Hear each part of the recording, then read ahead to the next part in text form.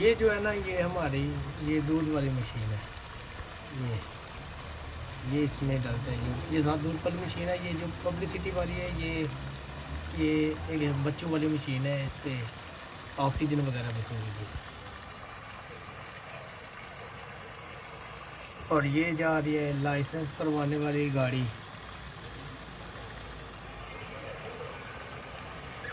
ये कमुने की द्रोह है, कमुने की द्रोह कहते हैं इसको, ठीक है। ये घर के बाहर का मेरा व्यू है, खिड़की से बाहर।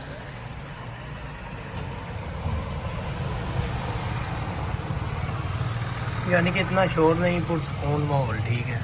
शोर वगैरह नहीं है इतना।